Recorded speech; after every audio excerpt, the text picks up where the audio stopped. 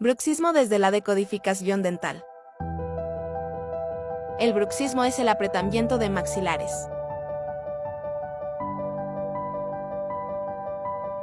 Emocionalmente es debido a no te pudiste defender de alguna persona o situación. Tuviste que poner el freno a alguna situación aunque no querías hacerlo. Quieres gritar lo que sientes pero no puedes o no te dejan. Todo lo que callas se ha quedado atascado.